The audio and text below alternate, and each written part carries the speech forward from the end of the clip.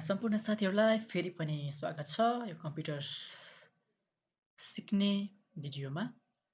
र सम्पूर्ण साथीहरूलाई आजको भिडियो चाहिँ मैले के को विषयमा लिएको छु भन्दाखेरि हाम्रो डेस्कटप आइकनको विषयमा लिएको छु। यहाँ देख्न सक्नुहुन्छ हामीले सुरुमा कम्प्युटर अन गर्दाखेरि हाम्रोमा दिस पिसी, रिसाइकल, नेटवर्किङ, कन्ट्रोल प्यानल, त्यसै गरी युजर हैन, यो आइकनहरू चाहिँ यहाँ डेस्कटपमा तपाईँहरूले देख्न सक्नुहुन्न। यहाँनिर यहाँ डिस्प्लेमा छैन है।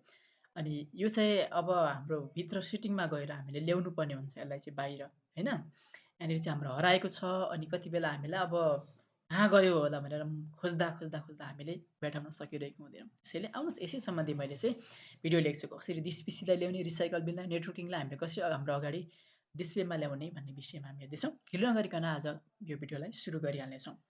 सबभन्दा पहिले तपाईँले आफ्नो यो कम्प्युटरलाई खोल्नुहोस्। खोलिसकेपछि तपाईँले यसरी खोलिसकेपछि कुनै पनि खाली ठाउँमा आफ्नो माउसको राइट क्लिक गर्नुहोस्। राइट क्लिक गरिसकेपछि तपाईँले देख्न सक्नुहुन्छ यहाँ तल पर्सनलाइज भन्ने एउटा अप्सन पाउनुहुन्छ।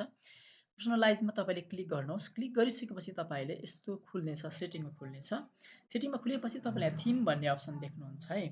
थिम भन्ने अप्सन तपाईँले देख्नुहुन्छ। थिम भन्ने अप्सन देखिसकेपछि तपाईँले यहाँ तल डेस्कटप आइकन भन्ने अप्सन देख्नुहुन्छ। यहाँनिर चाहिँ गइसकेपछि डेस्कटप आइकनमा क्लिक गर्नुहोस्। क्लिक गरिसकेपछि यस्तो पपअप खोल्नेछ। त्यसपछि तपाईँले देख्न सक्नुहुन्छ यहाँनिर अनचेक भएको छ है। यहाँनिर हाम्रो recycle bin, computer, user file, network, control panel हैन। यहाँनिर अब हामीले अनचेक भएको छ यसरी। अब हामीलाई चेक गर्दै लैजाउँ ल है। यहाँनिर चेक गरौँ, सबैमा चेक गर्नेछौँ हामी। अनि त्यसपछि चेक गरिसकेपछि अब यहाँनिर के गर्न सक्छौँ हामीले एप्लाई गरेर ओके गरिदिउँ। ओके गरिसकेपछि अब गएर हेरौँ है त। अब तपाईँले यहाँ देख्न सक्नुहुन्छ हाम्रो नेटवर्किङ यहाँ छ हैन। त्यसै गरी यहाँ दिस पिसी तपाईँले देख्न सक्नुहुन्छ।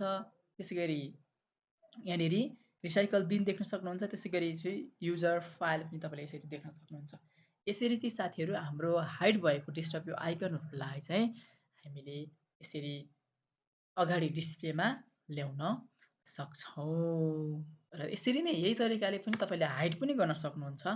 यही तरिकाले तपाईँहरूलाई अनहाइड पनि गर्न सक्नुहुन्छ। यसरी गर्नुहोस्।